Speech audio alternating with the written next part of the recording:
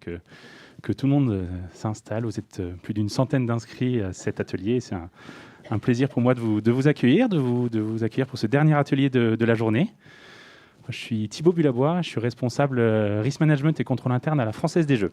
Ne vous inquiétez pas, on ne va pas parler de jeux aujourd'hui, pas de paris sportifs. On va surtout parler tous ensemble. J'ai le plaisir d'animer un atelier, une table ronde finalement, parce qu'il y aura beaucoup de témoignages sur l'évolution du risk management, l'évolution du rôle du risk manager. Et c'est avec plaisir qu'avec les trois intervenants que je vous présenterai dans quelques minutes, on va essayer de vous éclairer, de vous apporter des retours d'expérience, des témoignages. Alors peut-être avant tout ça, moi, je ne sais pas si vous l'avez en tête, mais dans quelques heures, à des milliers de kilomètres de Deauville, vont s'ouvrir finalement les Jeux Olympiques d'hiver de Pékin, ça vous le savez, je pense qu'il n'y a pas de surprise, fan ou non de sport. Et pour ces Jeux Olympiques, l'équipe de France va espérer battre son record de médailles. Alors à chaque fois que je vois ça, je suis très surpris. Moi, je suis toujours très impressionné de voir les records qui tombent sans cesse. Les athlètes sont sans arrêt plus affûtés physiquement. Ils ont des entraînements optimisés, ils ont de la technique, ils ont des menus diététiques au gramme près. Ils évoluent, ils ont des préparations également psychologiques, mentales. Ils s'entraînent avec les meilleurs, ils s'entourent des meilleurs. Et à chaque fois, ils arrivent à faire vivre finalement cette devise olympique. Ils arrivent à la rendre plus réelle, plus haut, plus vite, plus fort. Alors finalement, comme ces sportifs de haut vol, est-ce que les risk managers ont réussissent à aller toujours plus vite, plus haut, plus fort? Est-ce qu'ils arrivent toujours à évoluer? Est-ce qu'ils arrivent toujours à faire tomber les records? Ou est-ce qu'on atteint finalement des limites physiques, un peu les limites de nos modèles d'organisation? Est-ce qu'on peut encore évoluer? Est-ce qu'on peut encore faire évoluer les performances de nos métiers? Quelles sont les nouvelles disciplines, olympiques ou pas, qui s'ouvrent à nous, risk managers, et comment peut-être gérer les compétitions multiples? On va le voir, on est peut-être sur plusieurs tableaux à la fois. Quels sont les secrets des meilleurs? Je vous avais dit une petite surprise effectivement sur les meilleurs, puisque j'ai la chance d'avoir trois sportifs de haut vol, trois athlètes du risque que je vais présenter très, très brièvement pour nous accompagner au cours de cette table ronde sur l'évolution des rôles des risk managers. Alors très brièvement, et puis je vous laisserai après la parole à chacun, vous puissiez nous redonner des éléments de contexte, mais parmi les intervenants, donc Véronique de Jocas, moi, en échangeant, je te vois bien comme sportive prête à aller sur le ski de boss, un peu comme Perrine, Perrine, dont le nom m'échappe, qui Lafont, merci beaucoup. Voilà, les aficionados du sport ont bien suivi. Un peu comme Perrine Lafont, voilà, un ski de boss prête à descendre. Vous allez voir depuis une quinzaine d'années dans le groupe Téléperformance, issu d'une formation juridique. Toi, tu as eu l'occasion de naviguer entre différentes voies et progressivement amener d'autres composantes à ton métier, et on va les ajouter. À sa gauche, Carole Rio du groupe Optimind, qui est senior manager. Carole, je te vois plus en freestyle, tu sais, le half-pipe qui saute, les figures de plus en plus complexes, de client en client, puisque tu as la chance d'accompagner depuis plus de 20 ans. Alors d'abord, tu étais dans un groupe d'assurance et assureur banque, et puis finalement, risk manager et compliance officer dans le secteur des assurances, et depuis, tu accompagnes des groupes plutôt banque et assurance sur justement toutes ces figures, un peu ces tricks un petit peu compliqués. Et Jean-Christophe, biathlète, Jean-Christophe, puissant et précision à la fois. Puissance et précision, voilà les éléments qui pourraient peut-être te caractériser. En tout cas, on va essayer de vous le démontrer pendant cette session. Toi, tu as également une formation en droit des assurances, et ça fait plus de 20 ans que tu es dans le risk management. Donc, aujourd'hui, au sein de CNIM Group, que tu vas pouvoir nous présenter dans quelques instants, tu es responsable des assurances, de la gestion des risques, mais voilà, tu t'occupes de la cartographie des risques, de la gestion de crise. Bref, vous le voyez, on a la chance d'avoir autour de cette table, qui n'est pas virtuelle. Merci à nos intervenants d'être présents physiquement aujourd'hui. Donc, trois profils expérimentés qui ont vu et qui voient l'évolution de nos métiers, et ils vont partager ce retour d'expérience. Alors peut-être pour mieux comprendre, et chacun à votre tour, vous pouvez en quelques minutes nous donner peut-être votre contexte, vous rappeler en quelques mots, votre entreprise, quels sont les principaux chiffres, pourquoi pas, et puis peut-être votre composition d'équipe, voilà, que chacun puisse se situer, puisse se positionner, savoir s'ils sont dans la même division que vous ou au contraire très différents. Peut-être, Véronique, pour commencer sur Téléperformance, je te laisse la parole, je vais venir m'asseoir à côté de vous. Bonjour à tous. Merci Thibaut pour cette introduction. En effet, quelques éléments de contexte sur ce parcours de ski à boss de Téléperformance. Donc Téléperformance, c'est un leader mondial de services aux entreprises en solutions digitales intégrées. Donc ayant dit ça, on va peut-être essayer d'être un peu plus concret. On est en fait un intermédiaire entre les marques et les consommateurs. Donc on va gérer l'ensemble des interactions entre les marques et les consommateurs à travers la voix, mais aussi le chat, le mail ou encore les réseaux sociaux. Donc on a 3 grandes familles d'activités. Le premier, c'est le service client, tel qu'on l'a tous expérimenté.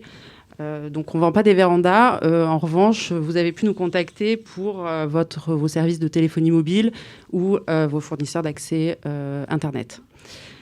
Donc dans cette première famille d'activités, on va gérer le recouvrement de créances, des solutions d'interprétariat ou de traduction en live et un petit peu d'acquisition de clients. Deuxième grande famille d'activités, c'est ce qu'on appelle chez nous le back-office. Et là, on peut, au titre du back-office, mentionner la modération de contenu, donc encore une fois pour le compte des grands réseaux sociaux, que je n'ai pas besoin de nommer, je pense, et aussi la délivrance de visas pour le compte des ambassades. Donc là, c'est plus des solutions de back-office. Dernier volet dans nos activités, c'est du conseil en digitalisation, automatisation et intelligence artificielle. Quelques chiffres clés pour vous donner des ordres de grandeur. Téléperformance est un groupe fondé en 1978. On est aujourd'hui présente dans 83 pays. On travaille grâce à nos 380 000 collaborateurs et on a à peu près un portefeuille client on est à peu près 1000 clients, dont 50% sont des entreprises multinationales. Et pour finir sur les chiffres clés, un chiffre d'affaires 2020 de 5,7 milliards avec une croissance annoncée pour 2021 de plus de 20%. Pour le département, alors j'ai battu mon record il y a 2 ans, nous sommes 2. C'est à noter. Donc on reporte au directeur général en charge des finances et également au conseil d'administration à travers le comité d'audit des risques et de la conformité. Parfait, merci beaucoup, ça aide déjà à se situer un petit peu plus. Carole, de ton côté, avec OptiMind, de la même manière, quelques mots pour qu'on puisse identifier. Merci Thibaut, bonjour à tous. Donc OptiMind, c'est une société de conseil qui est spécialisée en gestion des risques et la gestion, on va dire, de tous les risques sur une approche à la fois qualitative, à la fois quantitative, avec des expertises actuarielles. Une entreprise qui aujourd'hui a 400 collaborateurs avec des expériences hétérogènes qui permet vraiment de traiter, on va dire, la gestion du risque du bout en bout. Notre cœur de clientèle historique, c'est le secteur financier, donc banque, assurance, intermédiaire d'assurance et de banque.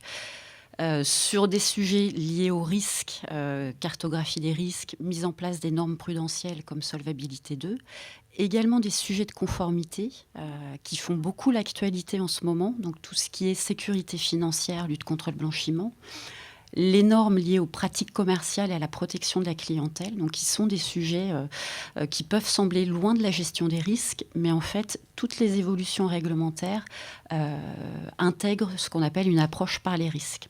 Et on le verra, ce qui veut dire que la gestion des risques, c'est au-delà, on va dire, de tout ce qui est cartographie, contrôle, programme d'assurance. Donc l'objectif vraiment de nos équipes, c'est de couvrir toutes les facettes de la gestion des risques. On a également, avec l'intégration de Agora Partners, donc une équipe d'ingénieurs qui nous a rejoints il y a quelques mois maintenant, la possibilité aussi d'accompagner nos clients dans la mise à disposition d'outils.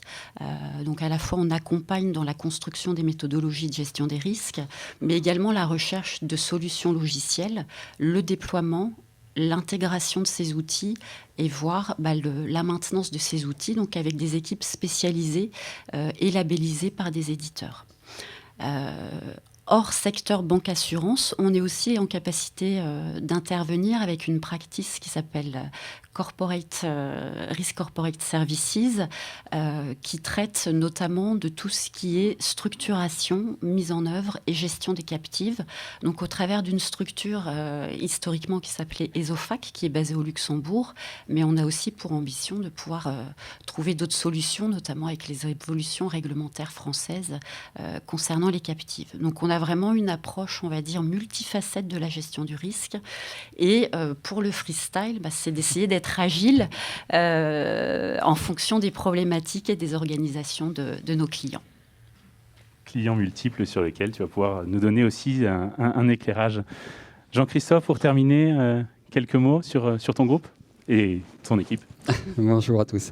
Donc Jean-Christophe Rodier, donc je suis le responsable donc des risques et des assurances du groupe CNIM. Alors le groupe CNIM, c'est une ETI industrielle qui a donc deux grandes activités. La première qui est sur la partie industrie de haute technologie. Donc concrètement, qu'est-ce que fait CNIM ? Donc CNIM fait par exemple les tubes lance-missiles des sous-marins. Donc on voit bien le niveau de précision ultime parce qu'on parle de sous-marins lanceurs de tête d'ogive. CNIM travaille toujours avec Ariane, fait des tuyères, donc des boosters. Travaille beaucoup pour ITER sur les parties mécano-soudées.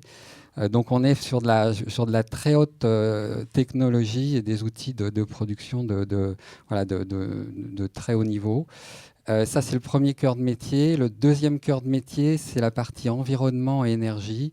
CNIM est donc un des leaders de la construction des centres de valorisation énergétique.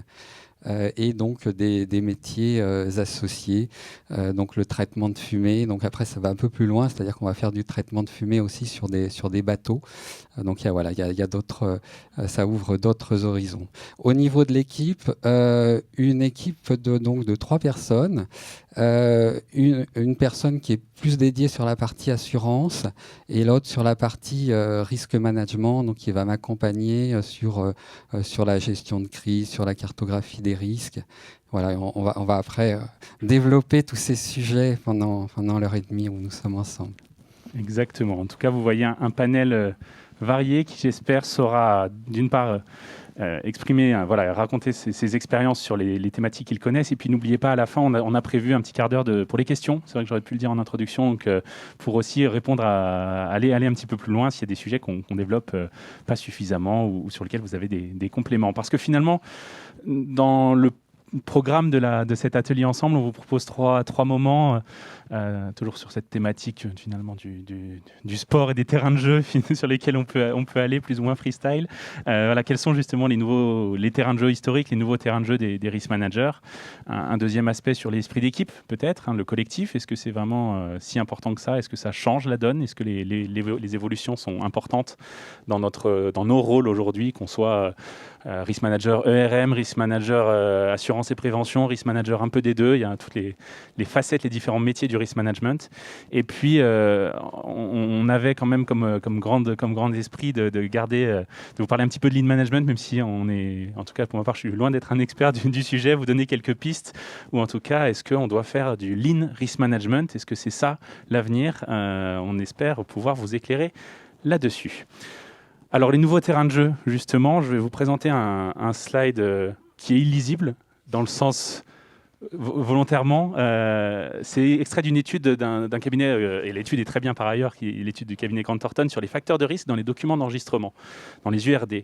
Quand on demande aux grands groupes, alors je crois que c'était le SBF 120, de présenter leurs risques, vous voyez le nombre de groupes de risques qui présentés dans les différents ateliers. Donc le risque juridique est toujours représenté dans les URD, mais c'est surtout la quantité de thématiques abordées dans ces URD-là, la quantité de sujets variés, ça va alors je le zoome, je plisse les yeux pour regarder, mais ça va des risques financiers, les risques émergents, les risques projets, les risques de liquidité, de la géopolitique. Peut-être comme première question, j'avais envie de poser à nos intervenants, et pour Véronique, on changera, on naviguera aussi, on fera un peu de fluidité, mais Véronique, par rapport aux thématiques qu'on confie à ton équipe, finalement, est-ce que tu retrouves tout ou partie de ces sujets ? quels sont les différents sujets qui sont confiés à tes équipes aujourd'hui et comment tu as vu évoluer ce périmètre dans les dernières années, le fameux ski de boss peut-être. Donc la fonction, juste peut-être un élément de contexte historique. J'ai rejoint le groupe en 2007 avec l'objectif de créer le département qui était un département d'abord assurance. Donc il n'y avait pas du tout de stratégie globale d'assurance. À l'époque, on était présent dans une 40aine de pays versus 83 aujourd'hui. Donc au départ, la mission était purement assurance, c'était monter la stratégie et donc l'évolution a d'abord été faite sur les lignes. Donc on m'a donné de plus en plus de lignes à mettre en place, ça a commencé par la RC, le dommage, et puis on a développé les lignes et on a aussi développé la deuxième point de croissance, c'était le périmètre géographique. Donc on a commencé par l'Europe, la LPS, voilà, c'est facile, on s'essaye. Et puis on est allé aux États-Unis, sur la zone Amérique latine et Asie-Pacifique, et maintenant on soutient la croissance. Donc ça a été l'évolution des premières années. Ce qui est arrivé ensuite, c'est d'autres sujets. Donc ça a commencé par des sujets un peu transversaux. Alors il y a eu des projets de type sur les ressources humaines. Donc je participais aux appels d'offres pour les contrats santé-prévoyance, et puis sur des projets de financement, typiquement à facturage, assurance crédit. Donc on sentait que ça commençait à s'ouvrir un petit peu. Et ensuite est arrivé le changement avec tous les autres sujets qui se sont entassés. Donc ça a commencé par forcément la gestion des risques, cartographie, etc. Faut savoir qu'on a un groupe coté en bourse, donc on a eu aussi beaucoup de demandes de nos parties prenantes. Donc gestion des risques, puis gestion de crise, et la dernière grosse évolution qui a eu lieu, c'est tout le programme anticorruption qui est également arrivé sur la table de mon bureau. Je ne sais pas encore pour 2022. Je viens juste de finir les renouvellements avec un peu de sueur. Donc voilà, en tout cas, on en est là aujourd'hui. Et là, tout ça, c'est dans un espace de combien de temps finalement? Je dirais, les derniers projets, c'est sur les 5 dernières années où là, j'ai l'impression qu'il y a une accélération des sujets un peu divers. Jean-Christophe, je crois que c'était à peu près dans le même esprit, je me retrouve pleinement. Effectivement, quand je suis rentré chez CNIM, on m'a donné les polices d'assurance et on m'a dit tiens, voilà, débrouille-toi, il y a tout à faire. Donc on est parti effectivement de la feuille blanche. On s'est concentré effectivement sur construire une politique d'assurance, une homogénéisation des programmes. Après, on a travaillé sur la prévention du risque assurable. Et puis, au fil du temps, il a fallu convaincre de faire évoluer le métier vers la gestion de risque, avec les premières cartos qui sont à peu près dans les mêmes périodes que toi, c'est-à-dire la première carto, on l'a fait en 2016. Donc, il y a eu un travail pendant un an de faire adhérer au projet. Et puis, petit à petit, on a évolué sur la gestion de crise. Heureusement pour nous, quelques mois avant le Covid. Donc, c'était une bonne idée de la direction de suivre sur cet aspect-là. Et comme tu le disais, on s'ennuie pas. Il y a toujours de nouveaux thèmes, de nouveaux projets. Et il faut, et on viendra sur ces sujets-là, comment arriver à gérer toutes ces nouvelles demandes et comment on s'inscrit, quelle est notre place par rapport à tous ces risques auxquels il faut qu'on contribue, à défaut d'être des fois le pilote, mais ça fera partie des sujets qu'on va aborder. Le porteur. Et Carole, on a un échantillon non représentatif ou par rapport à toi, à tes clients, on a quand même cette tendance, on a entendu sapin 2, on a entendu assurance, c'est une tendance? Alors, tout à fait, je pense qu'on a vraiment un échantillon, un échantillon représentatif. C'est qu'effectivement, le risk manager, il est un petit peu sur tous les fronts très métiers, les sujets d'actualité, le réglementaire, et on s'aperçoit qu'avec cette fonction qui prend, on va dire, toute son ampleur, alors on l'a constaté sur les 10 dernières années avec les réformes réglementaires sur le secteur de l'assurance, puisque on a une fonction clé gestion des risques qui vit avec une fonction clé vérification de la conformité. Mais cette fonction clé gestion des risques, elle a vraiment ses missions qui sont très transverses et qui fait qu'il faut aller un petit peu sur tous les terrains. Les terrains liés aux ressources humaines, au droit social, la sécurité des systèmes d'information, la continuité d'activité, les terrains réglementaires, avec des activités en plus qui sont de plus en plus réglementées. On parle de Sapin 2, on peut parler du RGPD. Je parlais tout à l'heure de la LCBFT, c'est plus que le sujet des acteurs de la banque et de l'assurance, mais on le retrouve aussi, des établissements de jeu, des extensions de périmètre réglementaire qui viennent un petit peu compliquer la tâche du risk manager, en tout cas lui donner pas mal de sujets à traiter et c'est peut-être aussi lui donner de plus en plus de légitimité et d'importance dans l'entreprise. Mais justement, il y a cette partie activité, cette augmentation. On disait, il y avait le courant et on ajoute l'activité. Ça nous a rappelé les éléments qu'on avait présentés dans le baromètre il y a 2 ans, prochaine édition du baromètre dans quelques semaines. Vous verrez aussi si les tendances se confirment, mais c'était ça le message clé. Les risk managers avaient une place déjà à ce moment-là, une place importante sur les sujets d'actualité. Alors, Sapin 2, RGPD, devoir de vigilance, cyber, je vous ai fait une petite sélection des sujets. Tantôt responsable de sujet, tantôt en support, mais finalement, quand on somme les deux, on constate qu'on est au moins une fois sur 2, on est dans ces sujets-là, ou parfois plusieurs à la fois. Finalement, de ton point de vue, il n'y a personne d'autre vers lesquels les entreprises se tournent. Pourquoi le risk manager peut être concerné? Et puis après, je vous demanderai aussi votre avis sur cet aspect-là. Alors, le risk manager peut être concerné parce qu'aujourd'hui, les réglementations, finalement, tournent beaucoup autour d'une approche par les risques. Si on veut être à peu près pragmatique, il vaut mieux avoir à peu près une méthodologie assez cohérente. Si on prend le RGPD, il y a cette notion aussi de traitement à risque. Le DPO a finalement une fonction qui peut être proche aussi de mission du risk manager. Sur des fonctions de compliance, aujourd'hui, on est obligé d'avoir ces risques de non-conformité identifiés, d'avoir des plans de contrôle de conformité. Et finalement, on va se tourner aussi vers le risk manager pour coller au dispositif de gestion des risques. Donc, le risk manager se retrouve vraiment en clé de voûte, garant à la fois de la bonne application de la stratégie de l'entreprise. On y reviendra aussi dans le positionnement, mais il est effectivement la clé de voûte entre les métiers, les autres fonctions support et le pilote de l'entreprise, la direction générale. Donc, il est clé de voûte et il doit aussi s'appuyer sur d'autres ressources internes pour pouvoir embarquer tous ces sujets et s'assurer qu'il y a une vision finalement exhaustive des risques de l'entreprise, exhaustive et pertinente.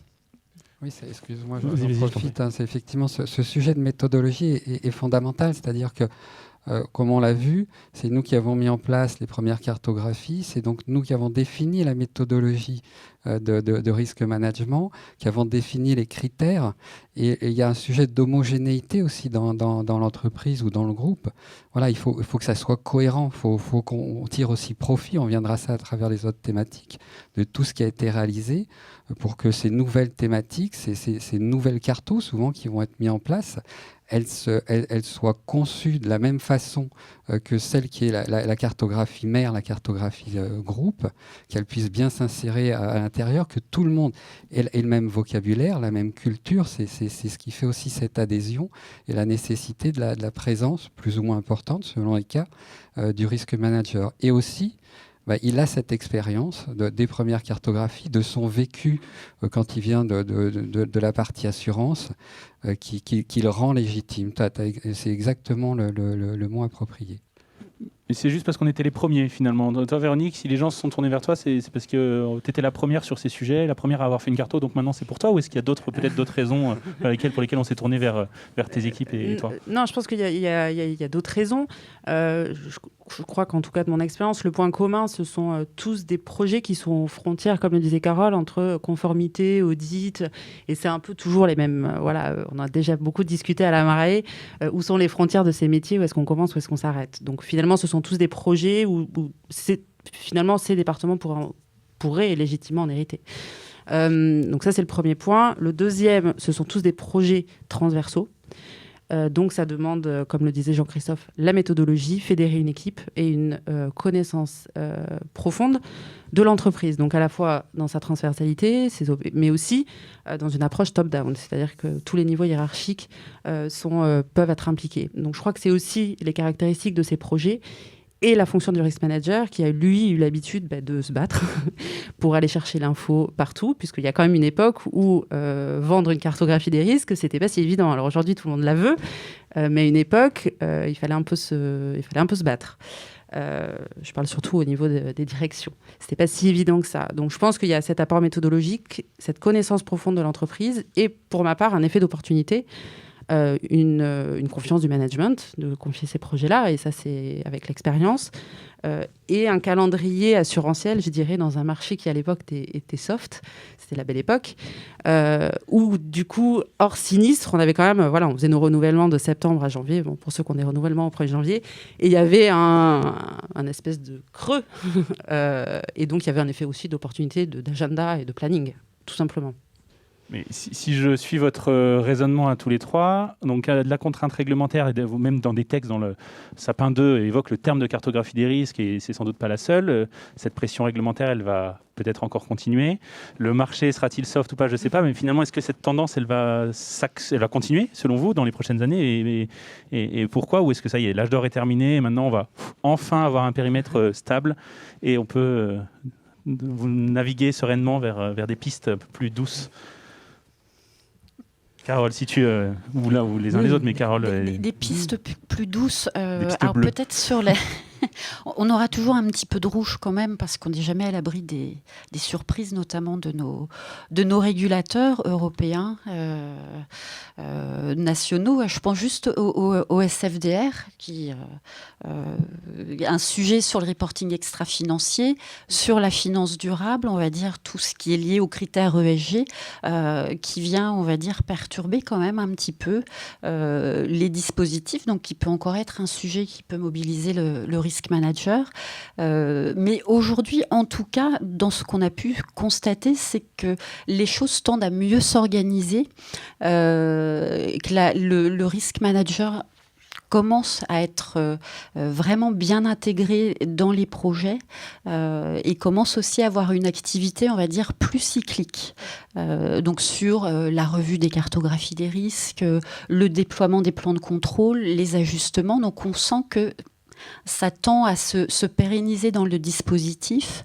On sent aussi les opérationnels qui commencent à intégrer aussi cette notion de risque et à se sentir en responsabilité sur leur périmètre, parce que c'était aussi les difficultés rencontrées il y a encore, pas si longtemps que ça, de se dire la cartographie des risques, les risques, c'est le risk manager ou le directeur des risques. Et non, les risques sur un périmètre, direction des opérations, compta, ce sont vos risques, vous, directeur compta finance et autres. Donc ça, c'est rentré vraiment dans les mœurs, et je pense que les risk managers ont pris, ce que j'aime bien dire comme expression, c'est qu'ils ont pris leur bâton de pèlerin pour aller à la rencontre des différents métiers et aussi présenter la démarche, l'améliorer aussi, c'est-à-dire se nourrir des différents retours pour améliorer cette démarche, essayer de la rationaliser. Donc de ne plus avoir des cartographies de risques théoriques qui ne seraient pas utilisables de manière opérationnelle, de revoir aussi le niveau de granularité. Je pense qu'on en a fini avec les 300 risques qui ne servent à personne, mais vraiment de se concentrer sur les vrais risques de l'entreprise et de se concentrer sur les dispositifs de maîtrise des risques qui aident, ou de voir aussi comment on peut transformer ce risque en opportunité, voire, on en parle parfois pas assez, d'accepter ce risque, se dire mais finalement la parade que je peux mettre derrière, elle va me coûter plus cher. Donc il faut aussi accepter, parfois il y a des petits incidents sur la route. Donc on est plutôt rentré dans cette pérennité. Après, je pense qu'il y aura toujours des événements, les réglementations évoluent, les organisations évoluent. On a vu des regroupements d'entreprises, l'acquisition de nouvelles activités. Tous ces événements-là forcément impactent la vie du risk manager qui ne peut pas être un long fleuve tranquille. Je pense que pour être risk manager, il faut aimer le freestyle finalement. Je ne sais pas si vous aviez un complément sur cette tendance, mais sinon... Non, c'est parfait.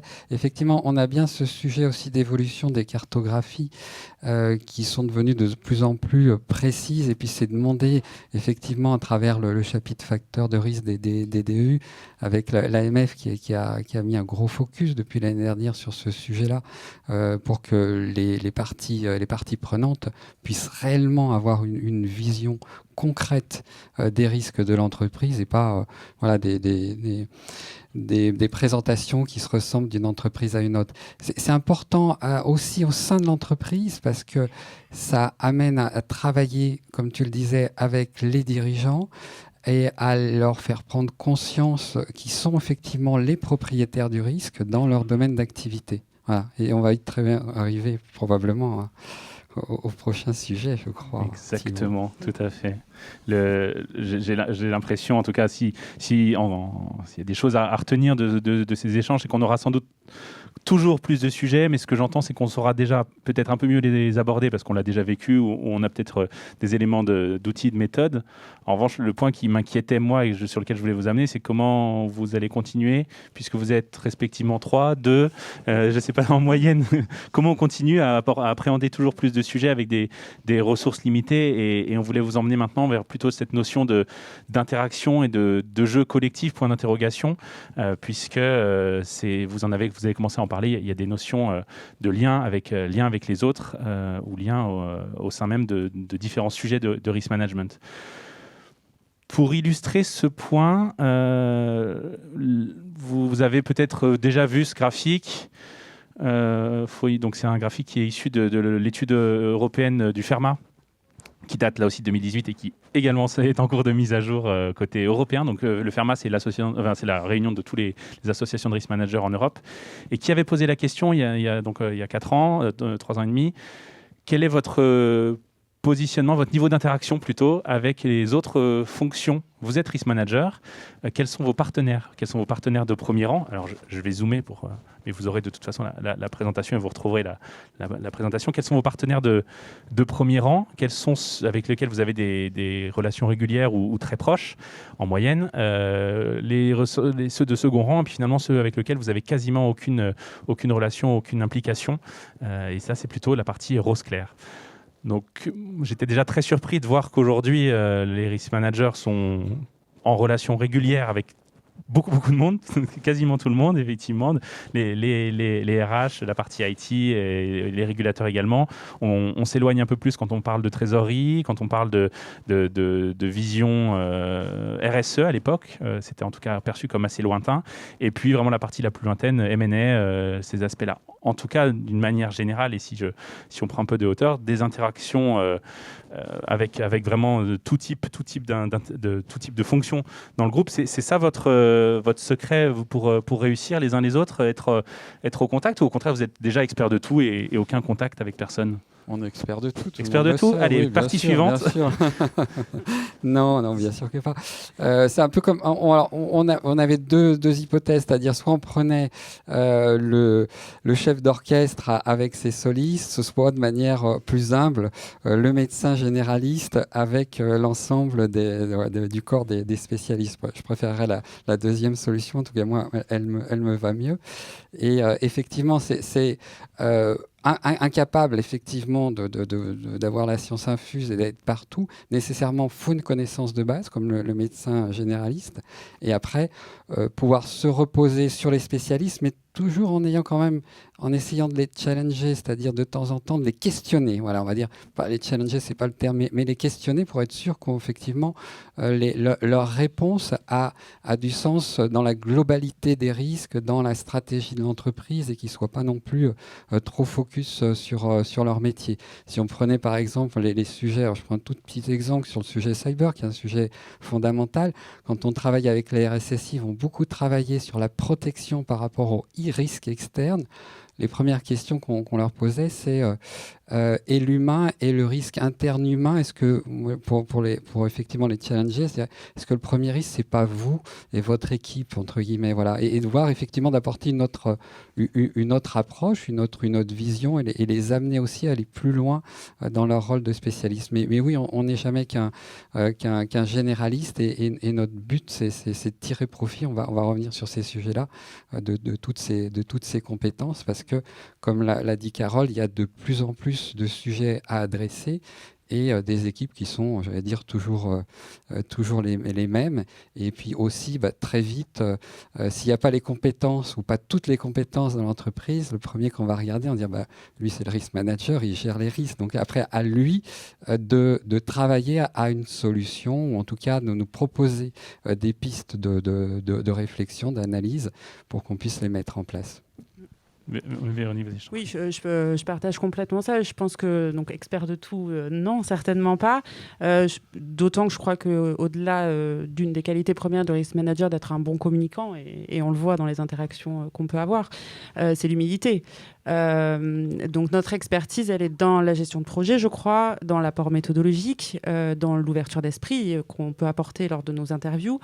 Et je pense que si on avait un secret, ce serait celui de savoir frapper aux bonnes portes. Et ça, je pense que c'est important. Pour pouvoir mettre du lien, pour pouvoir aussi faire des connexions entre les équipes qui parfois ne se parlent pas. On parlait de cyber, de RH, il y a peut-être des liens aussi. On est entremetteurs aussi sur des équipes projets ou autres. Exactement, enfin, c'est un peu la fin de l'ère, de l'approche en silo qu'on entend partout. On n'y a pas échappé et je crois qu'on a été... la fonction est un moteur de cette approche transversale puisqu'on n'a pas, nous, eu le choix. Donc on casse aussi ces silos-là. Je te donne sapin 2, débrouille-toi. Donc la question, est-ce qu'il faut aller frapper à toutes les portes et on rejoint le point précédent sur le fait qu'on était déjà bien implanté et bien ancré. Donc il n'y a pas de secret en tant que tel. L'idée, c'est de bien s'entourer. Je ne sais pas si Carole, toi, tu avais un complément sur ce côté connaissance initiale et... Alors c'est vraiment ça, effectivement, le risk manager ne peut pas être expert de tout et je rejoins totalement les propos de Véronique et Jean-Christophe. C'est vraiment un rôle de coordination qu'il a et puis d'être garant, on va dire, de la cohérence du dispositif de gestion des risques. Donc il a la photo 360, on va dire, sur les risques, les dispositifs. Son rôle, effectivement, de coordonner, de challenger aussi les métiers. Donc c'est une bonne connaissance de l'organisation. C'est aussi effectivement au niveau de la communication, du relationnel, des axes importants du risk manager. Donc de tenir, on va dire, quand même le volant ou la barre au niveau méthodologique, d'être en capacité de challenger, notamment pour prioriser les risques, pour identifier là où il faut concentrer les efforts et aussi s'assurer qu'il y a une bonne cohérence, notamment quand certains risques peuvent concerner plusieurs directions métiers ou identifier éventuellement des choses qui ne seraient pas cohérentes, des plans d'action, des dispositifs qui couvriraient plusieurs périmètres. Mais quelque part, je voyais des regards dans la salle qui disaient mais moi je veux bien les frapper. Enfin, ça avait l'air de dire, j'interprète, vous compléterez tout à l'heure, qui leur dire je veux bien les frapper à toutes les portes, mais c'est pas simple. Je me sens pas forcément légitime, je suis pas rattaché au bon niveau. Peut-être de ton point de vue, il y a une notion aussi de rattachement. S'il y a des choses qui sont plus simples ou moins simples. Alors de ce que j'ai pu voir aujourd'hui ou même vivre, le point clé, c'est d'avoir quand même un sponsorship. Donc le rattachement, il est important. Il est idéalement au sein de la direction générale et avec son sponsorship. Je pense que c'est vraiment l'une des clés qui permet de débloquer les choses et à tout le moins pour les moins, on va dire, les moins convaincus de la gestion des risques dans les opérationnels, et il y en a, on va dire, de les obliger un peu à s'y intéresser et puis avec, on va dire, de la patience, force de persuasion, arriver quand même à les embarquer, en tout cas à permettre d'intégrer leur périmètre dans le dispositif et de donner les éléments. Donc le positionnement assez haut, il faut effectivement aussi avoir la bonne personne, donc quelqu'un qui ait quand même une certaine légitimité. On parlait d'esprit fédératif, donc d'avoir quelqu'un qui a quand même du leadership. Donc ça demande aussi une certaine maturité. Je pense, pour assurer la fonction et se donner le temps de l'installer lorsqu'elles sont moins matures. Après, il y a la question aussi des ressources, parce qu'il y a beaucoup de sujets à adresser. Alors, ça va être proportionnellement à la taille des entreprises, à leur complexité, mais pour les structures qui sont quand même importantes, on va dire des PME qui peuvent avoir plusieurs milliers de salariés, je pense qu'à un moment donné, il y a besoin d'avoir une équipe en centrale, mais surtout des relais dans les métiers qui vont savoir aussi communiquer sur leur périmètre, donc avoir les bons éléments de langage et pouvoir remonter l'information au risk manager en centrale.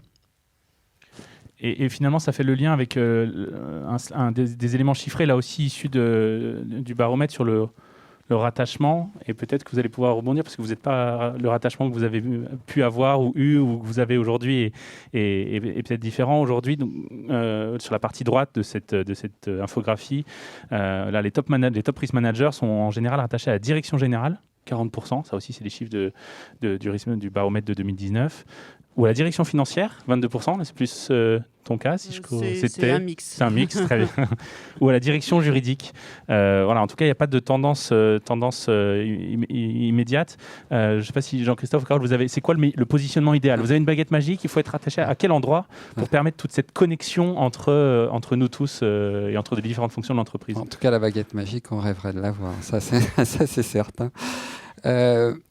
Ce qui est intéressant, alors oui, le positionnement au plus haut niveau possible pour effectivement faire adhérer le top management et aussi embarquer toute l'entreprise ou tout le groupe. Ça, effectivement, je m'en suis rendu compte aussi dans le sens où le premier sponsor et le premier positionnement qui était le mien était un cran au-dessous. Et effectivement, j'avais peut-être être un bon biathlète, mais j'arrivais jamais jusqu'à l'endroit où je pouvais sortir mon fusil et viser la cible. Donc voilà.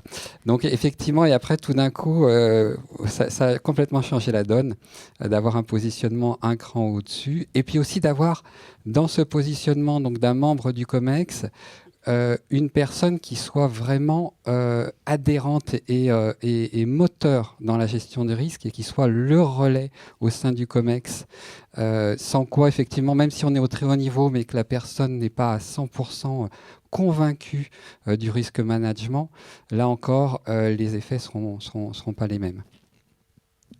D'abord convaincre le dirigeant ou avoir un dirigeant convaincu qui va nous oui, les deux, ou les deux pour et c'est finalement ça peut-être le meilleur positionnement. Tu voulais non, je partage complètement le sponsor et je dis c'est le point de démarrage, c'est sûr. Bon, c'est une bonne nouvelle pour vous tous, quel que soit votre positionnement, que vous soyez à la direction juridique, à la finance ou autre, vous avez forcément le bon positionnement si vous avez le bon sponsor. J'entendais aussi l'aspect équipe et l'aspect collaboration. Alors, j'ai l'impression, et peut-être c'est un peu en inversion par rapport à ce qu'on s'était dit initialement, mais que dans les compétences clés pour avoir dans vos équipes notamment, il y a ces notions de collaboration. Est-ce que finalement dans vos derniers recrutements,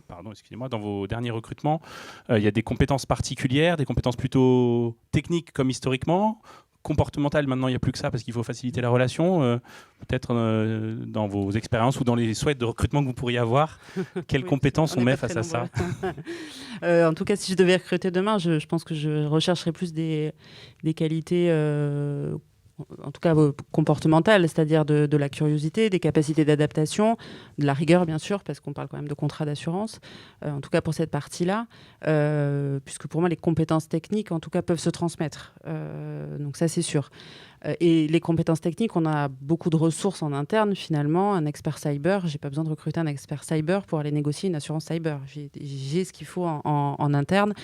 Pareil, lorsqu'on va renouveler un contrat RC Pro, on va avoir la compétence avec un service juridique. Donc finalement, c'est plus sur des capacités d'adaptation. Et je reviens sur le fait d'être un bon communicant. Et ça, c'est clé. Carole, dans les équipes que tu côtoies parmi tes clients, les clients risk managers, leurs équipes, Historiquement, ils sont techniques, ils deviennent communicants, ils sont que communicants. Et quel profil tu as en face de toi? J'ai rencontré différents profils. Soit effectivement, c'est des personnes qui étaient plutôt techniques, qui ont appris à devenir risk manager, à être communicants. Alors il y a il y a aussi des formations là-dessus qui sont très utiles. On est à l'AMRAE, ça tombe bien. Moi, j'ai passé il y a une dizaine d'années le CEFAR, et c'est vrai que pour devenir un bon communicant du risk management, c'est notamment un bon outil de se former.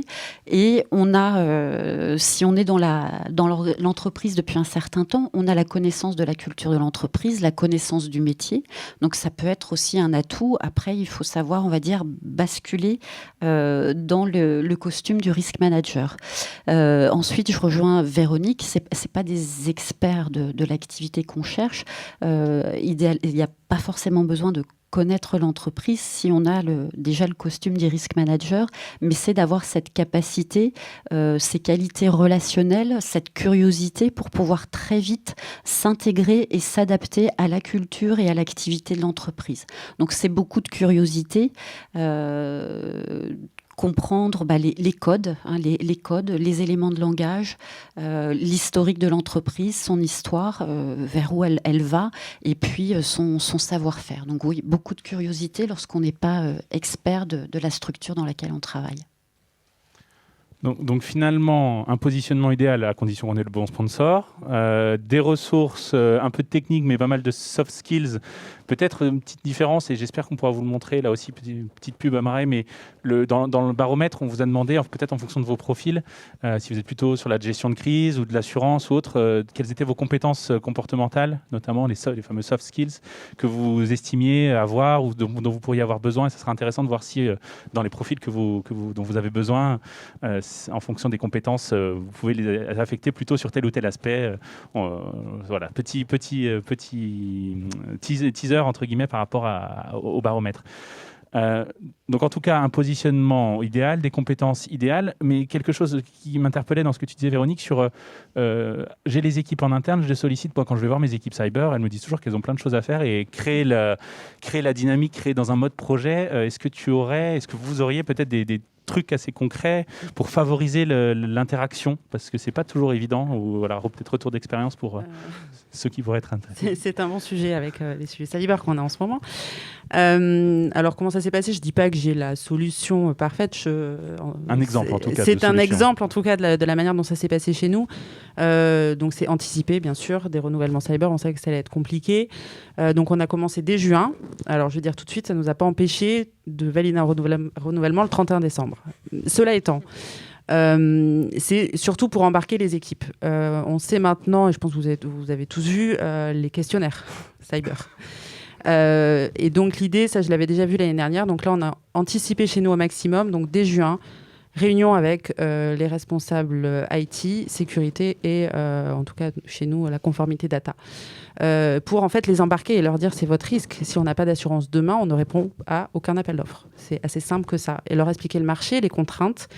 Donc il y a beaucoup de pédagogie pour les embarquer, les fédérer. Et du coup, ils ont vraiment joué le jeu. Et donc, quand on a envoyé les questionnaires, ils n'étaient pas surpris. Donc ça, je pense que c'est important. Et on a fait les roadshows.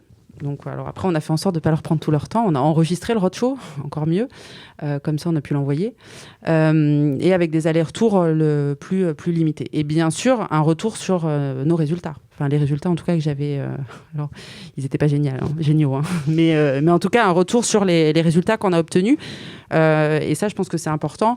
Et là où j'ai vu, je pense que c'était ma petite victoire, c'était que le responsable sécurité m'a envoyé des articles sur les difficultés d'assurance cyber. Donc là, je me suis dit que j'avais peut-être fait quelque chose qui allait me faire avancer pour l'avenir. Jean-Christophe, de ton côté, c'est de la pédagogie aussi au long cours avec tes interlocuteurs. Exactement, c'est vrai que le sujet cyber est fondamental parce que bon, il est critique dans toutes les entreprises, encore plus dans la tienne que d'autres, mais il l'est pour toutes. Et sur ces équipes cyber, il y a eu beaucoup de travail parce qu'effectivement, ils n'avaient pas notion de l'importance aussi, de leur importance pour le placement des assurances. Et à partir de là, aussi, c'est un bon moyen derrière de pouvoir aller au-delà, c'est-à-dire qu'ils puissent se rendre compte que pour que ça soit plus facile demain, en termes d'assurance, mais aussi sur la gestion de crise, de travailler le plus possible et le plus en amont ces fameux plans de continuité d'activité qui existent aussi sur la partie système d'information et qui est fondamental, de prendre le temps, donc de l'organiser. Là, on vient sur ces sujets de travail dans la durée, pas one shot à un moment donné, de dire que c'est une de leurs actions parmi la cartographie des risques de le mettre en place ou de le modifier et de l'optimiser. Et que le travail soit fait en commun avec nous, avec les assureurs aussi, les sociétés spécialisées. Donc voilà, c'est à travers ça aussi, ce travail en commun nous amène après plus loin sur la gestion de risque. Et du moment où ils ont pris conscience, connaissance qu'il y a d'autres acteurs qui sont, tout en étant des spécialistes des systèmes d'information, mais pas de la gestion de crise et pas des situations ultimes, voilà, l'importance d'un travail en commun pour que ça soit, j'allais dire, le plus profitable et le plus efficient possible. Très clair, mais ça soulève beaucoup de questions, parce que dans la première partie, on se dit qu'on a toujours de plus en plus de sujets, que ça va continuer, qu'on saura peut-être les gérer un peu mieux parce qu'on a déjà été expérimenté, mais cette charge va continuer. D'autre part, vous me dites, c'est des sujets qu'il faut anticiper, c'est du temps long, il faut le prendre de plus en plus souvent. Alors, on ne parle pas de dopage parce que c'est interdit, justement, mais comment vous gérez et c'est là aussi où on voulait partager avec vous les méthodes. Finalement, pour continuer à avoir un peu cette vision paradoxale et à appréhender cette vision paradoxale, il y a sans doute des méthodes à travailler, des méthodes de fonctionnement, des méthodes de travail, des trucs et des astuces pour justement peut-être avoir un risk management plus lean ou en tout cas plus capable d'absorber ces contradictions, plus de sujets, des temps plus longs. Et si cela vous convient, s'il n'y avait pas d'autres éléments à ajouter, n'hésitez pas. Vous voyez, on essaye d'être assez libre dans la parole, que tout le monde puisse s'exprimer. On voulait vous emmener sur le risk management et le volet, la course à un risk management plus lean. Alors, il y a sans doute des experts risk management ici, c'est certain. Y a-t-il des experts lean management? Ça, c'est peut-être un peu moins sûr. Des certifiés Six Sigma, Green Belt, Yellow Belt, Black Belt. Je n'y connais rien. Je n'y connais rien. Certains parmi notre assistance vous livreront quelques trucs et astuces qu'ils ont pu découvrir puisqu'ils ont essayé de mettre en place des démarches lean. Mais ce que j'ai retenu, c'est que sur la partie faire du lean management, c'est essayer notamment de se débarrasser d'un certain nombre de gaspillages. Et ce schéma, sans doute usé, vous l'avez peut-être déjà vu des centaines de fois, c'est apparemment, quand on regarde un process et qu'on essaie de le rendre plus lean, on se pose une série de 7 ou 8 questions, selon les démagogies. Est-ce que j'ai dans mon process de la surproduction? Est-ce que je fais 300 risques qui ne servent à rien? Est-ce que je fais du surstockage? J'ai des piles d'entretien que je n'exploite pas du tout. Est-ce que je fais de la non-qualité? Est-ce que les éléments que je produis, les cartographies que je produis, elles ont des défauts? Elles sont pas nettes. Est-ce que j'ai des temps d'attente? Alors des temps d'attente pour moi, des temps d'attente pour mes clients. Je produis une cartographie, il me faut 6 mois avant de la partager en COMEX. Elle perd tout son sens. Transport, je le voyais moins, vous aurez peut-être des idées, mouvements inutiles, processus excessifs et surtout potentiel humain non exploité. Bref, je ne sais pas si c'est une démarche et peut-être que vous soyez dans une démarche lean ou non, quels seraient selon vous ces fameux, alors c'est les MUDA, les gaspillages dont il faut se débarrasser pour un risk management un peu plus agile. Véronique, tu voulais imaginer, partager un petit peu cette vision pour toi des gaspillages, un ou deux exemples peut-être? Oui, alors, pour le coup, chez Téléperformance, on est très lean, Six Sigma management, en tout cas dans nos activités, dans nos opérations. Donc je suis assez familière à ça. De là à le transporter sur une activité de risk management, tout est la question. En tout cas, en termes ce que nous on a fait, en termes de, alors nous on avait identifié clairement, j'avais identifié clairement un gaspillage, c'est la surproduction de reporting. Ça a été un travail assez conséquent dans le département parce que, en plus, dans le cadre d'une création de poste, on s'est un peu cherché sur des indicateurs, quels indicateurs allaient être intéressants. Donc, on les a démultipliés. et beaucoup de reporting. Donc ça a été un gros travail de se dire de quoi on a besoin, de quoi le management a besoin. Finalement, il avait besoin d'assez peu de choses. Lui, ce qu'il veut... finalement, c'est vrai. Surprenant. Alors nous, non, finalement, il avait besoin de quelques indicateurs, mais qui étaient les bons. Lui, il veut savoir est-ce qu'on est performant, donc qu'est-ce qu'on paye en prime, est-ce que c'est... voilà, et donc il veut un indicateur de performance de la prime. Bien sûr, la cartographie, il veut sa cartographie globale, ça là-dessus, pas de débat, mais il veut aussi des critères d'efficacité des plans d'action. Donc d'où je pars, je fais ça, et où est-ce que j'arrive. Voilà, c'est assez basique, mais en tout cas, c'est ce qui m'a été demandé. Donc on a gagné énormément de temps, puisque finalement, faire un reporting, c'est du temps de le concevoir, c'est du temps de le remplir pour les filiales, c'est du temps de l'analyser, et c'est du temps pour lire les rapports. Donc là, on a été plus direct, et ça a vraiment simplifié la vie de tout le monde. Donc ça a été un des premiers axes, en tout cas d'amélioration, et je m'en porte pas plus mal. Jean-Christophe, pour toi aussi, moins Ouais. c'est mieux. Ouais, c'est exactement ça. Je partage pleinement. Et aussi, il y a le fruit de l'expérience. Je me souviens de la première carto où, effectivement, sur chacun des risques, on avait voulu mettre un ou plusieurs indicateurs. Et comme tu dis, après, derrière, il faut nourrir. Il faut nourrir ces indicateurs. Et il y en a tellement qu'à la limite, oui, on n'est pas sûr de l'efficacité. Donc, on est effectivement revenu en arrière. Au grand maximum, des fois même un pour plusieurs risques. Et principalement sur les risques majeurs et prioritaires, ceux qui intéressent effectivement la stratégie de l'entreprise. Si on est par exemple sur un risque humain, ça va être tout simplement, ils n'ont pas besoin de 50 choses, les taux de fréquence, les taux de gravité, par entité, comment ils évoluent dans le temps, ça leur suffit. Ils ont effectivement un tableau de bord qui leur permet de dire où on en est, où on se situe, est-ce qu'on se dégrade, est-ce qu'on ne se dégrade pas. Comme ça, s'il arrive quelque chose, est-ce qu'on pourra dire que oui, on a vraiment traité le sujet et qu'on était dans la bonne, dans le bon cheminement. Voilà. Et effectivement, beaucoup de temps, sinon, et des choses qui étaient difficiles aussi à mettre en œuvre et à suivre. Donc, voilà. Mais c'est le fruit du temps, de l'expérience. Et peut-être juste un autre élément, en tout cas, sur lequel on peut capitaliser, ce sont les outils. Il y a énormément d'outils qui sont déjà existants en interne, que ce soit dans le département financier, dans le département de la conformité. On peut aussi s'appuyer, ou alors ils peuvent, eux, utiliser les nôtres. Mais en tout cas, c'est du gain, pour le coup, de temps, mais surtout d'argent. Ça plaît beaucoup, direction financière. Et on optimise, notamment sur des coûts de développement ou sur des coûts de maintenance. Je pense on peut aussi capitaliser sur l'existant. C'est exactement ça. On a fini par ne faire que ça, c'est-à-dire prendre les outils des équipes HSE pour la partie HSE, pareil, se servir des outils de la finance, mais sans vouloir les modifier non plus, parce que sinon, ça leur demandait des retraitements, et donc ils n'avaient pas le temps, et ce n'était pas fait de manière homogène d'une entité à une autre. Donc là, le plus simple et le plus efficient possible, et ce qui permet aussi de donner une homogénéité au sein d'un groupe. Et j'entendais aussi tout à l'heure le côté, donc effectivement, moins de reporting, des indicateurs bien choisis. Tu disais aussi moins de réunions, le côté, vraiment pour les souscriptions, c'était ça, je ne sais pas si ça a été bien perçu dans la salle, c'est on s'enregistre, c'est ça, on fait un Teams, on raconte toute la manière dont on gère notre crise cyber et on envoie ça à notre ou nos courtiers qui eux-mêmes le diffusent. Oui, c'était pour s'éviter les multiplications des réunions avec tous les souscripteurs, en tout cas, parce qu'il y a eu pas mal d'appels d'offres chez nous. Donc, pour s'éviter de multiplier les réunions, effectivement, on a, nous, décidé d'enregistrer.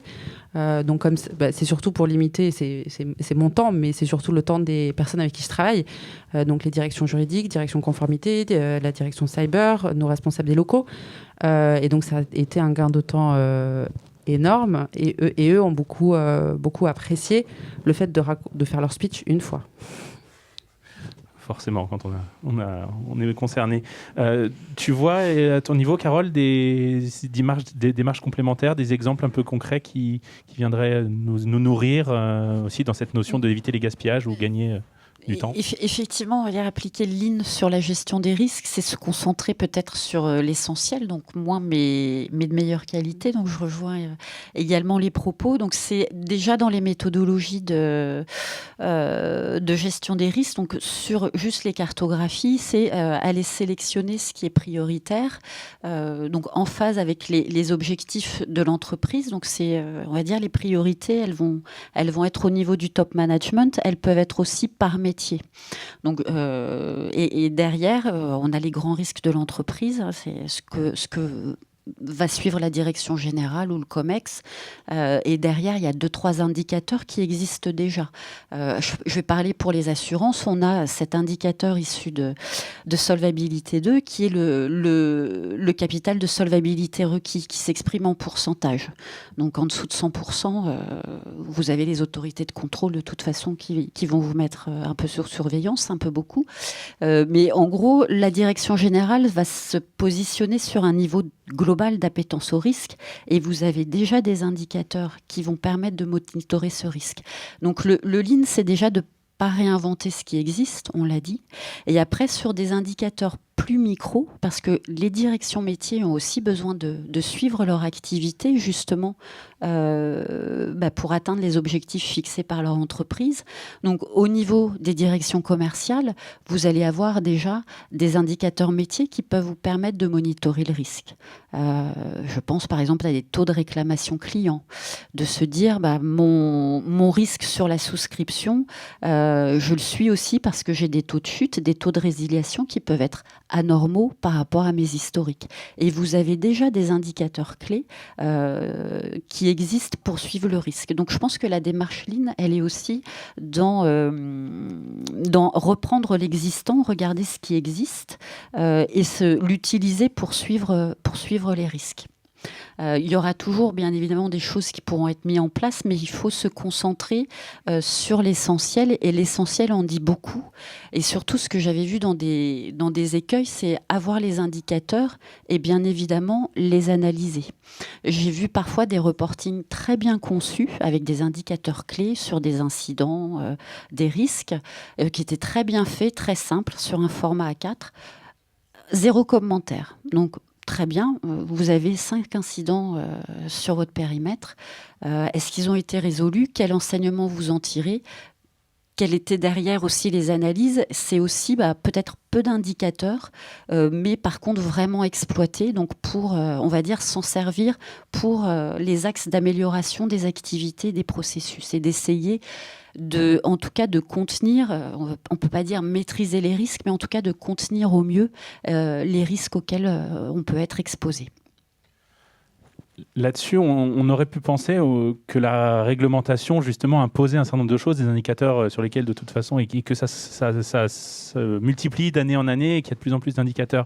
Mais peut-être un fait qui vous a pas échappé, c'est en termes de reporting sur les risques, et Jean-Christophe en parlait tout à l'heure, dans les URD, les orientations de l'ESMA, finalement la vision européenne de l'AMF, de toutes les autorités, commence à être dans une notion aussi de limitation du nombre de risques présentés. Une dizaine, une quinzaine, essayez. Et regardez, prenez l'exemple de quelques URD d'il y a 5-6 ans et ceux qui sortent en ce moment ou qui vont sortir bientôt. Et voyez l'évolution du nombre de risques qu'on présente. Pour faciliter la lecture, cette fois-ci, c'est de l'investisseur et pas forcément du dirigeant. On a aussi des autorités de régulation qui peuvent nous pousser à être plus lean, plus ciblé et quelque chose de plus agile. Peut-être un dernier point avant de passer plutôt à une phase de questions. On en parlait. En fait, alors j'entendais, c'était le côté pouvoir s'appuyer sur ce qui existe déjà. Ça, c'est le côté éviter les gaspillages. Le deuxième aspect du Lean, c'est aussi apporter de la valeur ajoutée, c'est-à-dire l'apporter peut-être au bon moment. Est-ce que sur cet aspect-là, vous avez les uns ou les autres une vision comment on peut justement apporter cette valeur ajoutée? C'est quoi le bon moment? Comment on peut mieux allouer peut-être notre temps? Vous l'avez peut-être déjà en partie évoqué, mais comment vous voyez cet apport de valeur ajoutée? Est-ce que la gestion du temps fait tout? Comment on alloue mieux notre temps? Non, ça ne fait pas tout. Je pense que le seul point, c'est au moins tout ce qui revient de manière régulière dans l'année. Typiquement, les renouvellements d'assurance peuvent être anticipés au maximum. Avant, je commençais mes renouvellements en septembre. Alors, le marché était bien différent. Là, on commence dès juin à se mettre en ordre de marche et à anticiper au maximum. Donc là-dessus, rien de très nouveau. De toute façon, on ne pourra jamais anticiper ce qui va nous tomber dessus. Donc voilà, autant que faire se peut, on sait qu'on a un calendrier qui peut être maîtrisé sur les cartographies des risques, si on a réussi à ancrer ça dans l'organisation, et sur les renouvellements d'assurance. Donc au moins, anticipons ces points-là pour laisser de la place à ce qui nous tombera dessus. C'est ça, laisser de la place à ce qui nous tombera dessus, réagir en fonction de ce qui se passe dans les opérations au quotidien. Oui, je partage pleinement. Effectivement, plus on travaille en amont et plus on a effectivement quelque chose qui est efficient sur les tâches qui sont, on va dire, pas routinières, mais en tout cas courantes, plus on va pouvoir gérer l'imprévu. Alors il y a deux autres façons aussi complémentaires de gérer l'imprévu. C'est en ayant fait le travail de formation en interne, et ça c'est fondamental parce qu'effectivement plus les gens ont un niveau suffisant dans nos métiers de l'assurance pour apporter les bonnes informations ou de la gestion de risque pour être aussi réellement propriétaires de ces risques, qu'ils les prennent en main, qu'ils en aient pleinement conscience, plus nous, effectivement, on va arriver uniquement sur les points de les aider sur la priorisation, sur la vérification des indicateurs. Donc on va plus être en contrôle après, parce qu'ils vont être dans une démarche où ils sont proactifs. Donc cette formation et cette montée en compétences des acteurs de l'entreprise, ça nous permet effectivement de dégager du temps aussi pour gérer l'imprévu. Gérer l'imprévu, ça aussi, c'est des choses que tu constates. Peut-être pour terminer sur cette partie-là. Tout à fait. Et juste pour compléter les propos de Jean-Christophe, effectivement, quand le dispositif commence à atteindre une certaine maturité. Donc, le démarrage d'une fonction de risk management, et aujourd'hui, on a un petit peu ça derrière nous dans ce qu'on a pu constater. La performance, on va dire, la valeur ajoutée, on ne la voit pas tout de suite. Il y a un temps d'installation. Par contre, quand les directions deviennent pleinement propriétaires de leurs risques et plus proactives, elles peuvent aussi constater d'elles-mêmes toute la valeur ajoutée d'un dispositif de gestion des risques. Et c'est là où il y a des vrais leviers de performance, et le risk manager va pouvoir se concentrer sur les nouveaux sujets ou les crises. Et on a vu sur les 2 dernières années, et notamment au moment du premier confinement, qu'il y avait beaucoup de choses à faire en temps de crise pour le risk manager, et que c'était quand même plus confortable si le reste tournait à peu près bien. Très bien, merci beaucoup pour ce premier retour d'expérience par rapport aux thématiques qu'on souhaitait développer avec vous et partager avec vous.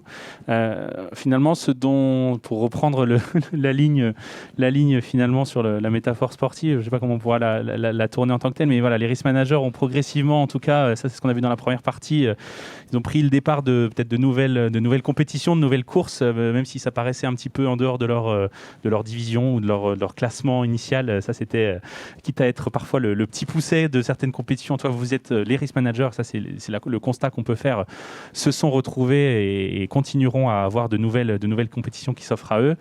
Après, pour réussir, on n'est pas tout seul. On a à ce moment-là le staff technique, ceux qui savent. On joue vraiment on joue l'équipe. On s'appuie sur ceux qui savent et qui sont les experts pour nous donner le meilleur matériel, la meilleure farte sur les skis et les meilleurs bâtons. Et quitte à ce que ça corresponde finalement à la configuration globale de l'équipe dont on dispose. Finalement, on s'appuie sur les meilleures compétences disponibles, et s'il y a ce lien-là à faire dans l'équipe. Donc voilà, plus de sujets, des compétences à animer, et puis on vient de l'entendre, optimiser les performances. C'était presque de l'entraînement que vous étiez en train d'évoquer, le côté répéter, anticiper et progresser, faire le bon geste au bon moment pour devenir plus performant. C'est finalement, je pense n'avoir pas trop menti pour le démarrage en parlant de sportifs de haut niveau sur les risk managers. Je ne sais pas si dans l'assistance, toute cette compétition et ces présentations des retours d'expérience appellent des questions, mais c'est un moment maintenant d'échange. Il y a quelques mains qui commencent à se lever. Je vais passer le micro d'une part et d'autre part, faire appel à l'équipe technique là aussi qui, je crois, a des micros complémentaires. Hop. Parfait, super, merci beaucoup. Si vous pouvez vous lever, dire qui vous êtes. Bonjour, Guillaume Litvak, Carrefour. J'ai une question. J'ai beaucoup d'abord apprécié la métaphore avec le monde sportif. Et j'ai une autre analogie qui me vient, c'est le monde de la musique. Puisqu'en fait, finalement, si le risk manager coordonne les activités de risque, il est comme le chef d'orchestre.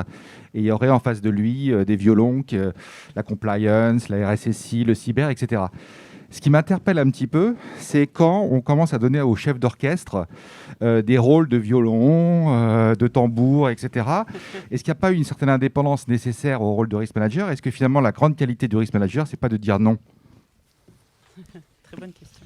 Je ne sais même pas si j'ai besoin de reformuler la question. C'était limpide. Est-ce qu'il y en a un de vous qui veut... C'est essentiel. Merci beaucoup. C'est essentiel. C'est essentiel et c'est une question qu'on doit se poser effectivement à un moment donné de la légitimité. Jusqu'où je suis légitime, jusqu'où aussi je suis conforme. Est-ce que si on veut m'amener à faire de l'audit interne, moi qui suis le risk manager, il n'y a pas un petit sujet là? Est-ce qu'on n'est pas en train de sortir de ce qui est possible de faire? Il n'y a pas des lignes qu'il ne faut pas franchir? Est-ce que j'ai la compétence à piloter des sujets qui sont trop techniques et où je ne serai pas la bonne personne? Il ne faut pas que j'aide effectivement à identifier par l'expérience que j'ai et cette vision à 360 degrés pour dire je pense que Véronique sera la plus à même de répondre à ce sujet-là du fait de son expérience, mais je viendrai en arrière-plan sur de la méthodologie, sur voilà. Mais je partage pleinement. C'est un vrai danger. Oui, je suis complètement d'accord. Peut-être que ça pourrait faire l'objet d'un atelier l'année prochaine. C'est où est-ce qu'on pose les limites, finalement, parce qu'après, pendant toutes ces années, avoir, comme disait Carole, pris notre bâton de pèlerin, à essayer de vendre notre fonction, la valeur ajoutée. Et là, je pense que, en tout cas, pour partie, on a gagné ce premier pari-là. Et maintenant, c'est la question qui va arriver après, c'est où est-ce qu'on s'arrête? Donc, on n'a pas vraiment la réponse. On pourra faire ça l'année prochaine. Savoir dire non, en tout cas dans les soft skills, ça peut être une piste complémentaire, voire une piste d'atelier. Carole, tu veux compléter ou sinon je vais redonner le micro à la salle. Oui, je rejoins totalement vos propos, effectivement. Et c'est pour ça que je pense que la fonction demande un peu on parlait de soft skills, mais demande un peu de personnalité. C'est de savoir justement dire non, j'écrirai pas ta procédure à ta place parce que tu n'as pas le temps et parce que je te l'ai demandé pour documenter ton risque. Et effectivement, c'est de savoir, on va dire, allier des compétences pédagogiques, mais également de savoir fixer les limites et de faire comprendre le rôle de... On parle de chef d'orchestre. Alors, je pensais toujours dans la métaphore sportive et... à 48 heures du match France-Italie, c'est un peu le numéro 10 de l'équipe de France de rugby, le risk manager. Il anime le jeu, mais par contre, effectivement, il a son poste. Il n'occupe pas le poste des autres. Donc, c'est aussi de savoir en toute pédagogie dire non. Le Zidane dans le foot qui passait la balle, mais qui marquait pas toujours. Est-ce que dans la salle derrière, je crois déjà... Parfait. Excusez-moi, je vais rebondir. Okay. Du coup, est-ce que c'est pas le problème du nom? C'est-à-dire qu'est-ce qu'on est des risk managers ou c'est pas plutôt toutes les opérationnels qui sont des risk managers qui doivent gérer leurs risques dans leur process, qui doivent en gros peut-être potentiellement nous alerter, être formés, c'est-à-dire que ça doit rentrer dans un vrai pilier de formation lorsque vous rentrez dans une entreprise, que vous n'êtes pas là pour délivrer un process, mais aussi pour gérer le risque du process. Et nous serions plutôt des coordinateurs, des experts en ce que vous voulez, mais j'ai l'impression souvent que le terme risk manager, finalement, il est galvaudé, il est pas bien à sa place par rapport au travail que nous faisons aujourd'hui. Oui, parfaitement, effectivement. On en parlait tout à l'heure, on est totalement d'accord avec vous, on n'est pas les honneurs risques. Et c'est vrai que c'est dangereux parce que ce terme de risk management peut laisser penser que c'est nous qui allons gérer les risques de l'entreprise. On n'est pas les dirigeants de l'entreprise. La décision du risque, elle doit leur importer. C'est eux qui rendent des comptes, c'est eux qui donnent la vision de l'entreprise, c'est eux qui apprécient jusqu'où on est en capacité à prendre des risques en fonction de la taille de l'entreprise, en fonction d'un certain nombre d'éléments. Donc on va venir effectivement en méthodologie, en accompagnement, en expérience de vie passée, en collaboration de nos confrères, consoeurs de la Marae, de tout un tas d'éléments extérieurs qu'on est là pour apporter, pour challenger, mais il faut absolument, et c'est essentiel, et c'est tout le travail, et c'est long, qui s'approprie, c'est ça là, qui s'approprie la gestion de risque, parce que c'est ce qu'on disait tout à l'heure, une certaine humilité dans notre fonction. C'est peut-être un détail pour vous, mais pour moi, ça veut dire beaucoup. Le baromètre du... Oui, on continue dans la musique cette fois-ci. Le baromètre du risk manager de la MRAE change un tout petit peu de nom cette année, en tout cas le sous-titre, ça sera un baromètre des métiers du risk management, parce que finalement, même dans la salle, vous n'avez pas tous les mêmes casquettes, peut-être les mêmes compétences, mais pas appliquées de la même manière. Donc on va essayer de vous présenter un baromètre aussi et une vision de qui vous êtes vraiment et comment on va pouvoir mieux communiquer aussi sur nos métiers, nos fonctions au sens large, et peut-être ça pourra aider, un peu de lexique pourra aussi aider là-dessus. Est-ce qu'il y a d'autres questions? Alors, il y en aura une devant tout à l'heure, et oui, allez-y, peu importe. Ah c'est parfait, c'est dynamique, je vous en prie. Est-ce que vous pouvez vous présenter? Ça nous aidera aussi à... Simon Desrochers, WTW. Ce matin, il y avait un atelier sur la communication extra-financière. Le message, en gros, c'était que les risk managers sont déjà et seront confrontés à toute une série de nouveaux risques sur la responsabilité sociale et environnementale de l'entreprise. Et ça, je pense, ça va changer beaucoup aussi votre rôle. Ça va le complexifier. J'aimerais vous entendre là-dessus. Alors, encore une nouvelle casquette, c'est ça? Oui, alors pour le coup, nous, chez Téléperformance, on le voit puisqu'on a 380 000 employés dans le monde et qu'on a mis en télétravail pendant la crise Covid. Donc, on a vu émerger nombre de nouveaux risques. Donc, c'est en train de rentrer. Je vous confirme que ça rentre dans le giron. Là, je le sens arriver. Effectivement, un travail qui va arriver avec tous les départements des ressources humaines. Alors, en plus, avec toutes les problématiques de... culture locale, parce que là, c'est compliqué de mettre en place quelque chose de global quand on est dans 83 pays avec des réglementations différentes, une culture d'entreprise différente. C'est un autre enjeu. Alors, je n'ai pas la réponse tout de suite. Je vous confirme que c'est en train d'arriver. Oui, pour compléter aussi l'importance du RSE. Donc on va venir là aussi en coordination avec des gens qui ont cette responsabilité dans l'entreprise de tout ce qui est responsabilité sociétale et environnementale. Moi, je considère qu'ils sont leaders et c'est leur job sur la DPEF. Mais effectivement, cette DPEF est intégrée maintenant dans le DEU. Donc, il y a un vrai travail en commun et un travail de synergie. Mais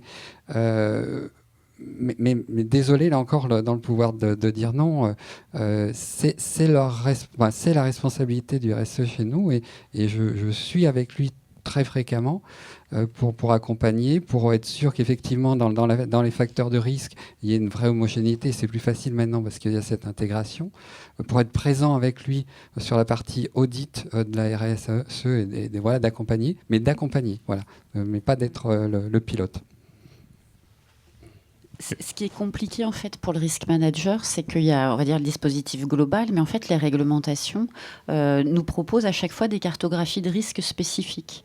Et là, ça ne facilite pas, on va dire, le régulateur ne facilite pas forcément notre tâche de risk manager, puisque vous allez avoir, on veut des risques de non-conformité, on veut des risques, toper les risques RSE, une classification sur tout ce qui est anticorruption, fraude, une classification des risques de blanchiment, et derrière tout ça, on se dit, ma vision globale des risques est un petit peu rationalisée. Comment je fais avec toutes ces réglementations qui nous imposent une vision des risques un petit peu plus fine, finalement, que ce qu'on voudrait. Donc, c'est... Effectivement, et c'est là où le recul, cette position un petit peu indépendante du risk manager peut, on va dire, aider à y voir un peu plus clair dans tout ça. Mais on se nourrit aussi de tout le travail qui réalise en amont, toutes les remontées, parce qu'ils sont plus dans une approche bottom-up. Et c'est assez intéressant, parce qu'effectivement, ils remontent beaucoup d'informations du terrain. Donc il y a un vrai travail, un travail commun et qui permet d'essayer d'approcher la bonne vision du risque de l'entreprise. En tout cas, la vague arrive, elle est importante, l'enjeu est important et on a aussi peut-être besoin de se former sur ces sujets, mais c'est peut-être une autre histoire. Il y avait une question ici, je crois qu'il y en avait une par là aussi, très bien. Oui, bonjour. Ça tombe bien que vous parliez des différents métiers risk manager. Donc voilà, moi je suis risk manager IT. Donc je ne vais pas vous parler par contre de la cyber, même si on est assez concerné. Non, c'était plutôt pour parler en fait du collectif et des réflexions que vous pourriez avoir autour. La fonction finalement de risk management, on le voit, c'est une fonction assez transverse.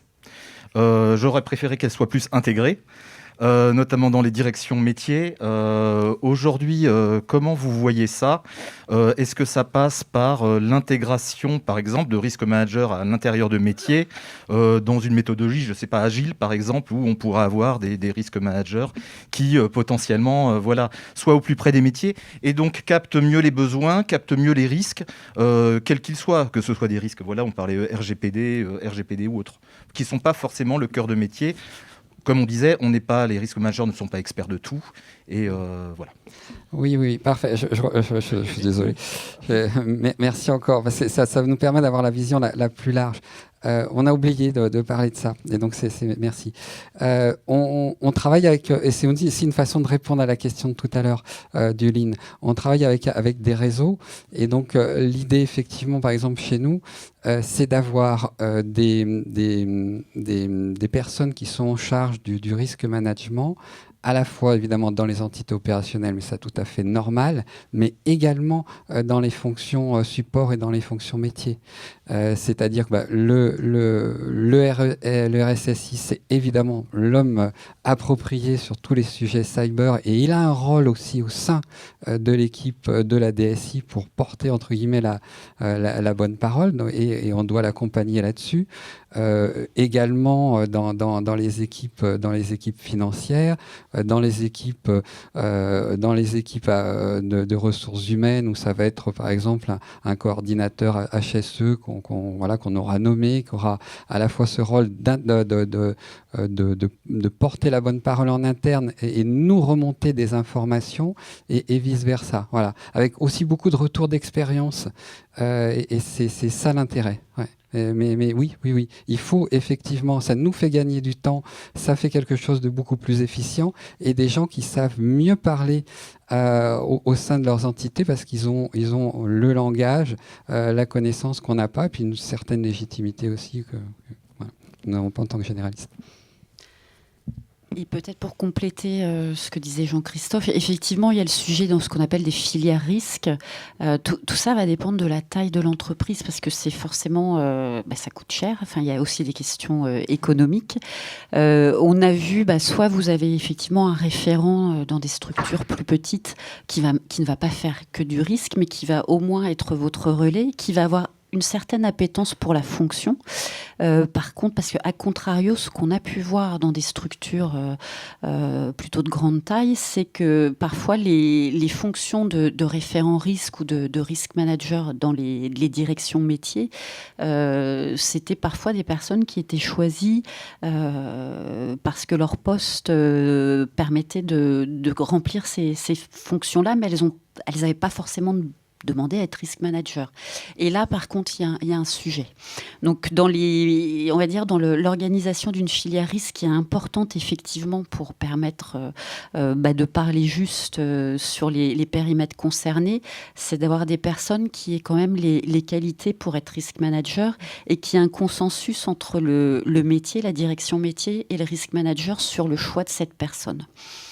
Ce qu'on a vu aussi qui était intéressant dans les bonnes pratiques, c'est les feuilles de route annuelles. Ça se fait de plus en plus, où chaque direction, sous l'angle risque global, va, avec le risk manager, on va dire central, ce chef d'orchestre, définir une feuille de route annuelle et en faire le bilan. Et ça, on a vu que c'était des bonnes pratiques, alors sans non plus faire une liste de 2 pages, mais de s'engager sur certaines actions et sur certaines priorités.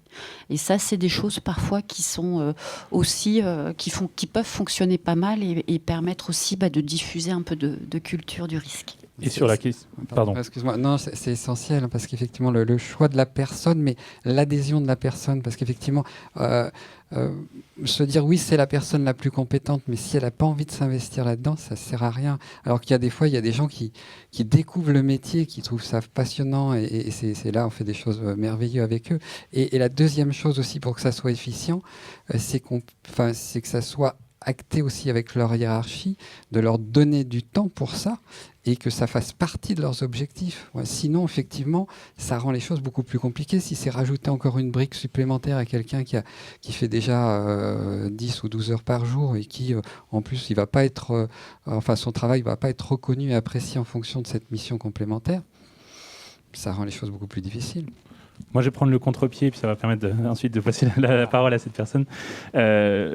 Plutôt que d'essayer de former certaines personnes au métier du risk management, soit parce qu'ils n'ont pas le temps, ils n'ont pas l'envie, essayons de penser peut-être aussi à comment nous, en tant que risk manager, on peut alimenter la filière. Moi, j'ai la chance d'avoir des équipes dynamiques qui rentrent et qui sont un peu dans un format tremplin et qui ensuite rejoignent une direction. Et finalement, ensuite, je me rends compte 2, 3, 4 ans plus tard, c'est les meilleurs alliés. Ils ont déjà été formés au risk management, ils ont déjà cette fibre-là, ils vont naturellement nous appeler. Et en fait, le lien, il est déjà créé. Donc, formez les équipes, passez du temps avec eux, ça sera vos meilleurs alliés, votre meilleur réseau peut-être pour l'avenir.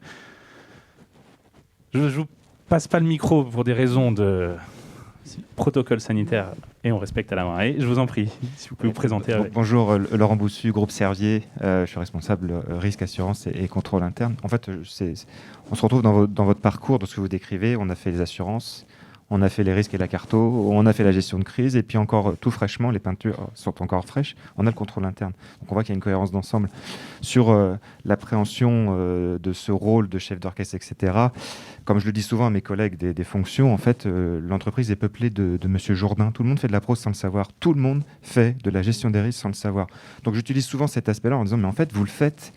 Traverser la rue, c'est déjà un acte de gestion de risque. Donc en fait, vous en faites. Il faut juste avoir la clé. Donc je rejoins. Voilà, c'était le petit témoignage que je voulais faire. Mes questions, elles sont sur dans cette progression, dans cette façon d'avoir une fonction qui prend de l'ampleur.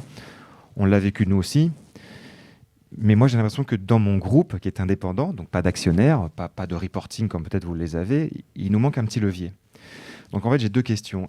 Comment vous avez accroché les directions générales pour savoir exactement ce qu'elles en attendaient de cette démarche, de cette fonction? Pour nous, je vais vous le dire, c'est pas encore tout à fait clair. On progresse, on a des points réguliers. Et ma deuxième question, est-ce que vous avez aussi, dans des parties prenantes extérieures ou semi-extérieures, je pense au commissaire aux comptes, je pense peut-être au l'audit externe, je pense à des investisseurs prêteurs, est-ce que là, vous avez aussi des relais, des points d'appui qui formalisent des demandes, qui permettent aussi de valoriser, de se dire, en fait, c'est plus un accessoire, c'est une nécessité pour l'entreprise parce qu'il y a aussi des demandes de parties extérieures. Voilà. Donc, deux questions. Comment on accroche la direction générale? Comment on essaye de les convaincre? Et puis après, le volet, les autres parties prenantes, les autres aidants. Non, il y a plein... Enfin, je pense que ça dépend de chaque entreprise. En fait, il faut essayer de trouver qu'est-ce qui va permettre d'adhérer. Par exemple, nous, ça a été à un moment donné au niveau du directeur général de se dire ça va m'intéresser parce qu'au niveau de la stratégie de l'entreprise, d'avoir quelqu'un qui fait pas partie du COMEX et qui va qui a pas vocation à le faire, mais qui va apporter un œil extérieur et où je vais aussi me nourrir de toutes les informations qu'il aura pu collecter, puis à qui je vais demander aussi de faire des face-to-face parce que j'ai envie de l'entendre, parce qu'il a fait la carto, donc Monsieur Machin me dit ça là-dessus et moi je pense ça, et vous comment vous voyez les choses? Est-ce que par rapport aux expériences passées et notre idée, on a envie de prendre ce virage stratégique, voilà, d'être interrogé, donc de participer entre guillemets, mais sans être leader sur un retour d'expérience, sur une connaissance pour alimenter cette stratégie. C'est ce qui c'est pas la seule chose qui l'intéresse, mais c'est ce biais-là qui était le bon chez nous. Une source complémentaire, une source contradictoire. Exactement. Alors moi, je vais être un petit peu plus cynique. Il faut. Il y a soit la contrainte réglementaire, soit le gros crash, le big incident, et les autorités de contrôle. Enfin, nous, c'est ce qu'on voit dans les clients. Ils ont eu la CPR ou l'AMF pour nos autorités qu'on peut croiser régulièrement, qui sont passés par là. Et puis, dans la liste des documents, au moment de la cartographie des risques, les plans de contrôle de premier, deuxième niveau, les résultats des contrôles, et puis on va dans les outils de l'ESIGR pour voir comment se sont déroulés les contrôles, les preuves, les prises d'audit. Et ça, c'est aussi un bon argument pour les directions générales parce que les défaillances de contrôle, et pour l'avoir vécu chez un client, ça ouvre des griefs et des procédures de sanction. Donc ça, c'est aussi l'argument, parce que derrière, il y a la sanction, on est dans le risque d'image, là, pour le coup. Et ensuite, la patience, et ça, pour l'avoir vécu personnellement, un directeur général totalement réfractaire à la gestion des risques. Alors, dans un contexte de mise en œuvre de Solvabilité 2, qui était plutôt un commercial, donc qui était sur le business, ce qui est important. Et au bout de 2 ans, il m'a fallu 2 ans, même avec l'aide de Solvabilité 2 et de certains rendez-vous avec la CPR, en repartant, il prenait sa retraite. Il m'a dit Carole, vous m'avez convaincue de l'utilité de la gestion des risques. Mais j'ai 2 ans. Et puis à venir un peu tous les jours dans son bureau. Donc, ouais, je rebondis peut-être juste sur ce que disait Carole. Alors, nous, on a un groupe coté en bourse, donc naturellement, on a des obligations qui nous arrivent et que de toute façon, le dirigeant ne peut pas ignorer. Donc, de ce fait-là, je dirais, il n'a pas le choix. Maintenant, comment on transforme ça comme outil stratégique d'aide à la décision? Il est là le vrai challenge, en fait. Et là, j'ai envie de dire, j'ai pas de solution, c'est des effets d'opportunité. Malheureusement, c'est soit effectivement la peur du gendarme qui va le faire, soit la contrainte budgétaire. Donc effectivement, quand on arrive avec des budgets d'assurance qui explosent, ah oui, pourquoi, qu'est-ce qui se passe? Bon voilà, donc on va arriver soit le gros sinistre. Et donc voilà, c'est un fait qu'on n'a pas encore la solution. Je pense, et encore une fois, c'est comme sur des postes à géométrie variable, ça va dépendre des entreprises et des relations qu'on peut avoir et de l'accroche qu'on a avec un dirigeant de toute façon, de la proximité qu'on peut avoir et des fenêtres pour lui parler. Tout dernier point juste, Carole, mais c'est important, c'est la place de Carole aussi. C'est-à-dire que des fois, le consultant, celui qui est extérieur, est plus écouté que nous. C'est une réalité. C'est une réalité. Donc il faut l'accepter. Utilisez vos commissaires aux comptes. Utilisez vos commissaires aux comptes dans les entretiens de préparation. Parlez pas que de ce qui ne va pas, parlez de ce que vous avez envie de faire et comment ça serait bien d'avoir peut-être une petite ligne en plus. J'étais avant dans le précédent commissaire aux comptes et c'est quand on a des directions un peu plus matures et qu'on peut les aider à appuyer les points, c'est tout bénéf pour ensuite un meilleur dispositif de contrôle interne. Donc voyez aussi les commissaires aux comptes comme des alliés et pas seulement comme ceux qui vont vous mettre des points rouges ou des points oranges et des recommandations importantes. Peut-être une dernière question, au fond à gauche, parfait, avant de vous libérer. Vous m'entendez? Parfait. Oui. Je m'appelle Laurent Turgis, je suis chez Forestia, équipementier automobile. Jeune pousse du coup, un peu comme vous, sur la gestion des risques, puisque j'ai commencé fin août. Bienvenue. Merci beaucoup. Et donc ce qui est intéressant, c'est sur le lean management. Après quelques mois, en fait, je me rends compte que la fonction est très peu vendeuse. Le risque fait peur à beaucoup de gens. Moi, il me faisait peur aussi quand j'étais opérationnel, juste avant. Comment est-ce qu'on peut faire pour changer le nom? Vous l'avez évoqué tout à l'heure, risk manager, est-ce qu'on pourrait faire autre chose? On parle de propriétaires de risque aussi. Moi, quand je vais voir les propriétaires de risque, ils tirent une tête de 3 km. Et déjà, c'est pas le bon mot pour moi. Et donc, je pense qu'on a peut-être un travail à faire sur le champ lexical, en fait, autour du métier. Et pour donner aussi un peu d'idées, je ne sais pas si vous connaissez Simon Sinek, qui est un Américain qui fait pas mal de coaching, qui a une méthodologie qui s'appelle commencer avec le pourquoi, start with why. Et là, je suis en train de tester la méthodologie en interne pour expliquer aux gens pourquoi est-ce qu'il faut faire du risk management, comment on fait du risk management et qu'est-ce que c'est que le risk management. Et j'ai l'impression que ça marche. Donc je me dis que ça peut-être être lié avec votre point sur le lean management. Et donc ça m'intéressait d'échanger avec vous sur ces aspects-là. Est-ce que c'est un échange d'une petite minute pour tenir le timing ou est-ce que c'est dans la prolongation ensuite on pourra aussi continuer à échanger avec vous? Ou l'année prochaine. Comment rendre le risk management plus sexy? Voilà, ça y est, juste un tout petit mot, on n'a parlé que de risque et pas d'opportunité. C'est ce qui rend les choses effectivement... voilà. Mais je vais laisser Carole aussi développer ce point-là. J'allais dire la même chose que toi, effectivement. Du coup, est-ce qu'on n'est pas créateur d'opportunités? C'est pour avoir un langage positif, puisque c'est vrai que le mot risque fait peur. Et puis, dans la vie, il faut quand même en prendre des risques, sinon on ne fait rien. On ne monte pas dans le train parce qu'on peut attraper le Covid et on ne va pas à la Maraille, on ne passe pas un bon moment ensemble. Donc, effectivement, est-ce que c'est plutôt de parler de création d'opportunités et de trouver effectivement un langage plus positif pour que les métiers y voient aussi une utilité et pas, on va dire, quelque chose, un travail en plus, et que ça s'inscrive finalement, que la notion de risque disparaisse, on va dire, du langage quotidien et que ce soit un acte de les processus tels qu'ils sont conduits. On a identifié, on va dire, les zones de fragilité. moi, je parle beaucoup d'axes d'amélioration. J'essaye effectivement, lorsque j'échange avec mes clients, de parler, d'avoir on va dire, une sémantique plutôt positive et de parler aussi d'opportunités. Mais effectivement, je pense qu'on a encore un travail à faire là-dessus. Certains de nos confrères, consoeurs sont en train de changer certains de leurs noms. Vous récupérez peut-être encore des cartes de visite ou en tout cas, vous regardez sur le site de l'AMRAI l'annuaire.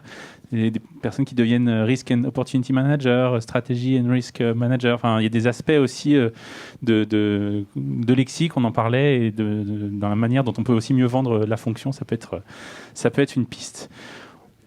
On arrive au terme de nos échanges, en tout cas tous ensemble.